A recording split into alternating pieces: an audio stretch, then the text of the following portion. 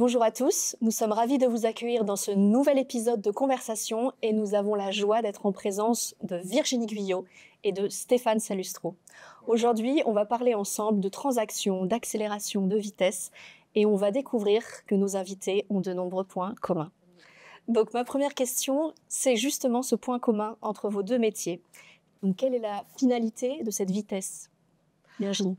Eh bien alors, dans l'aviation, en fait, il y a une expression qui est très employée et on dit toujours « le badin, c'est la vie ». Alors le badin, c'est quoi? Le badin, c'est l'indicateur de vitesse dans un avion, c'est-à-dire c'est l'instrument sur le tableau de bord qui indique la vitesse. Et du coup, ça veut dire quoi? Ça veut dire la vitesse, c'est la vie, on dit aussi ça souvent. La vitesse, en fait, elle crée une dépression au-dessus de l'aile de l'avion, ce qui fait que la pression de l'air dessous est plus forte que celle de l'air qui est au-dessus de l'aile. Et du coup, ça porte l'avion vers le haut, ça le pousse vers le haut. Voilà, c'est la raison pour laquelle il faut accélérer et il faut de la vitesse pour faire voler un avion. Et c'est vrai que le fait d'avoir des avions qui vont très vite, comme les avions de chasse, ça permet d'avoir un effet recherché plus rapidement. Et donc, ça permet d'agir rapidement et aussi de réagir rapidement. Donc ça permet de l'agilité, en fait. Est-ce que ça fait écho, Stéphane Salustro, au monde de l'entreprise, au monde de manière générale qui se transforme sans cesse, de plus en plus vite? Est-ce qu'il faut mieux prendre du recul pour analyser ou au contraire rentrer dans cette accélération? Je pense que dans l'écosystème du M&A et de la transaction, il y a un élément qui est essentiel, c'est que le temps est l'ennemi de la valeur. Plus une transaction dure, plus on met à risque ou plus la valeur risque, ou plus l'actif risque de perdre de la valeur. Ça, c'est le premier point. Mais au-delà de ça, au-delà du temps est l'ennemi de la valeur, quand on est sur un processus compétitif, il y a souvent justement compétition et donc course de vitesse, là aussi. Et la prime va souvent à l'acteur qui, entre guillemets, dégaine le premier. On parle de deal préemptif, ça c'est un terme qui veut dire qu'en fait, on peut avoir des process organisés où un acteur anticipe pour gagner et pour emporter un actif. Donc là aussi, il y a un parallèle. Et au-delà de ça, si on s'extrait un peu de l'écosystème du M&A et qu'on rentre, et là je réponds un peu plus directement à votre question, on rentre dans le domaine des entreprises et il y a nécessité de se transformer. Ça, c'est un acquis. Et dans ce contexte-là, mon métier, le métier du M&A, de la transaction, est un outil, est un vecteur d'accélération de la transformation. Vous prenez l'exemple du secteur de l'automobile. Les constructeurs ont commencé à se tourner vers des concepts tels que le véhicule électrique, tels que le véhicule autonome, tels que la mobilité. Et on a vu et on y a participé beaucoup de transactions où les constructeurs allaient racheter des startups pour gagner du temps, pour acheter des technologies qui avaient déjà été éprouvées. Donc c'est un exemple du fait que le M&A permet d'accélérer la transformation. Donc là, on est dans l'accélération. Alors rentrons peut-être dans une parenthèse un peu plus sensible, on va dire. Le flux nerveux va à 300 km/h dans le cerveau. Est-ce qu'on peut aller aussi rapidement dans une prise de décision, Virginie ? Ah oui, alors c'est fascinant de voir effectivement que notre cerveau il peut aller aussi vite. Je crois qu'on prend aussi... Dans une journée, un individu prend un peu plus de 30 000 décisions aussi. Donc, on peut imaginer qu'il y en a qui se prennent de façon spontanée ou instantanée. Je pense qu'après, ça dépend un peu du type de décision qu'on a à prendre. Donc, c'est vrai que c'est bien, je dirais que c'est bien d'être capable de prendre des décisions de façon rapide. On a vu que la vitesse était hyper important. Mais... encore faut-il qu'on soit dans la pertinence et la justesse, j'ai envie de dire. Donc parfois, on dit souvent, il ne faut pas confondre vitesse et précipitation, il ne faut pas confondre non plus accélération et précipitation. Ce qui est intéressant, là où je vois aussi un élément important pour nous, un parallèle, c'est cette notion de temps court, temps long, cette notion de préparation, cette notion de nécessité d'être prêt. Ce que je veux dire par là, c'est que nos clients, quand ils abordent la dimension du M&A, ils abordent la transformation via le M&A, en fait, ça fait suite à une réflexion stratégique. Et là, on est plus dans le temps long, c'est-à-dire qu'on est dans la projection, la planification sur plusieurs années, la boussole, moi j'aime bien utiliser le terme de boussole, la boussole qui donne un cap. Et cette partie-là, c'est une partie extrêmement importante et structurante pour une entreprise, pour laquelle il faut prendre du recul, pour laquelle il faut prendre du temps, pour laquelle il faut peser le pour et le contre, etc. Le M&A s'inscrit dans l'exécution d'une décision stratégique. Donc, elle s'inscrit dans un temps beaucoup plus court. Donc, on est vraiment dans la dichotomie temps court, temps long. Je partage tout à fait cette idée-là. Et pour faire une illustration un petit peu aéronautique, le risque, en fait, d'être que dans l'accélération et que dans l'action, c'est d'avoir cet effet tunnel, qui est un biais cognitif qui est évidemment très connu chez nous. C'est pour ça que, en fait, on a une notion qui est très importante dans l'aviation et notamment dans l'aviation de chasse où tout va très vite, c'est ce qu'on appelle la SA chez nous, c'est la situation awareness, la conscience de situation. Même dans les moments les plus intenses, il faut garder une oreille à la radio, il faut regarder les dangers environnants, il faut sans arrêt justement passer de le target, l'extérieur, l'environnement, les dangers, etc. Donc et surtout garder en tête ce qu'on vous appeliez la boussole tout à l'heure, c'est-à-dire l'objectif global de la mission. Et donc au niveau des turbulences, de la préparation, est-ce qu'il y a une place pour l'improvisation? Est-ce que tout est calculé, analysé en amont? En effet, je dirais que la clé justement pour performer dans l'accélération, ça va être la préparation et l'anticipation. Donc nous, il y a un truc qu'on appelle chez nous qui est hyper important, qu'on appelle les what if. Les what if, c'est quoi? C'est what to do if. C'est-à-dire que quand vous briefez une mission qui s'annonce souvent complexe, intense et difficile, vous allez expliquer pourquoi vous faites la mission, quel est le plan de vol, voilà, quelles sont les tactiques pour les targets, etc. Et à un moment donné, il faut se poser la question de se dire, en fait, on sait très bien que 8 à 9 cas sur 10, ça ne se passe pas comme prévu. Donc, je dois faire cette démarche intellectuelle de savoir comment je réagis s'il y a des choses qui ne se passent pas bien. Et donc, je dois prendre le temps d'essayer d'identifier les dangers, les risques inhérents à la mission. Ou les imprévus, quoi, tout simplement. Parce que souvent, on l'a dit, la vitesse, c'est important. Chaque seconde compte, finalement. Donc, les what if, en fait, c'est ce qui va nous permettre de réduire, je dirais, ou de se libérer des cases dans le cerveau, de l'espace mental, pour partir à l'avion le plus sereinement possible.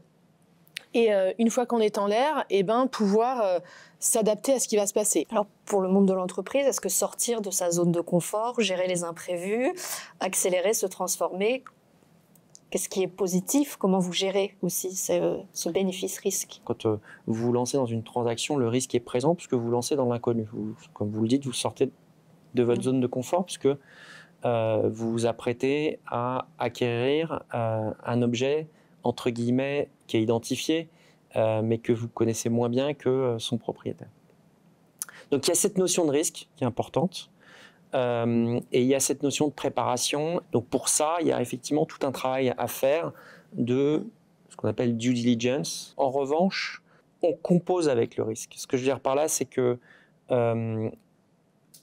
si le travail est bien fait et que des risques ont été identifiés, en fait, aborder une cible avec des risques identifiés, ça ne veut pas dire ne pas l'acquérir. Ça veut dire l'acquérir à certaines conditions. Alors le risque zéro n'existe pas évidemment dans l'aviation et on cherche pas forcément à éliminer complètement le risque. D'ailleurs, je pense comme dans les transactions. Si l'improvisation, en fait, on voulait savoir si il y avait de la place pour l'improvisation. Si l'improvisation, c'est faire face à l'incertitude. Je pense qu'on improvise tous en fait souvent. Et finalement, ce qui est important, c'est de pas faire d'improvisation hasardeuse, c'est-à-dire que il faut développer des techniques, il faut s'entraîner. C'est pour ça que je parlais des what if tout à l'heure. C'est pour ça qu'on fait aussi, on utilise beaucoup les simulateurs de vol dans l'armée de l'air et de l'espace pour se mettre dans des situations qu'on peut pas forcément rendre réalistes, parce qu'on nous fait perdre tous les moteurs et que là il faut se débrouiller quand même, etc. Dans l'avion, on va essayer de pas le faire évidemment en vrai. Est-ce que on peut maintenant rentrer dans le détail du collectif? le fait qu'une entreprise va changer de l'intérieur, c'est de mobiliser les gens qui font l'entreprise. Alors comment concrètement ça se crée, cette émulation? Alors, le collectif, c'est une dimension extrêmement importante, au-delà de tout ce qu'on s'est dit là et des enjeux, qui pour moi naît d'un socle qui est la confiance. Souvent, je dis à mes collaborateurs qu'il y a plusieurs C, il y a confiance, le socle, le collectif, la croissance, etc., etc. Et la confiance, c'est pour moi la base de tout, la base justement du collectif. Pourquoi? Parce que le collectif, la relation interpersonnelle, la relation à autrui, elle se renforce à partir d'une notion de confiance et aussi d'une notion d'attitude personnelle, etc., etc. Et à partir de là, pour moi, le collectif crée beaucoup de valeur. Et on est souvent dans des environnements ou dans un écosystème de parties prenantes qui sont différentes les uns des autres. On a l'entreprise qui veut faire sa transaction, ses conseils, banque d'affaires, avocats, conseils en due diligence, etc., etc. Et la notion de collectif dans ces cas-là est très importante à la réussite d'une transaction. Au-delà de ça, pour l'entreprise elle-même, la réussite d'une transaction et d'une intégration d'une cible dans un ensemble plus grand, là aussi, repose sur cette notion de collectif. Pourquoi? Parce qu'on se retrouve souvent à faire se côtoyer des cultures différentes. Et là encore, le collectif et la dimension de création d'une relation de confiance sont clés à la réussite d'une intégration, des synergies qui en découlent, etc., etc. Je suis tout à fait d'accord avec ce que dit Stéphane. Pour moi, la confiance, c'est vraiment le pilier de l'intelligence collective. Et la confiance, c'est ce qui fait qu'un plus un, ça fait plus que deux. Et pour vous décrire ça, illustrer ça de façon un peu plus concrète, quand on est à la patrouille de France, on vole à 8 avions, à 2-3 mètres les uns des autres, à des vitesses qui vont jusqu'à 700 km/h, à subir 5 à 6 fois son poids quasiment de façon permanente, et voilà, dans des positions un peu exotiques. Et il y a des moments où, quand on est par exemple en phase descendante, et ben à ce moment-là, les équipiers, ils ont une confiance aveugle dans le leader. Et le leader, il sait qu'il doit arrondir la figure très proche du sol, hein, à 100 mètres du sol. Et les équipiers, eux, leur boulot, c'est de rester en place, par contre. Et donc, pour rester en place, il n'y a pas de pilote automatique sur AlphaJet, donc ils alignent des repères visuels qu'ils prennent sur l'avion du leader. Donc, ils ont la tête, et puis ça corrige, ça contre-corrige en permanence, parce que ça bouge énormément, évidemment.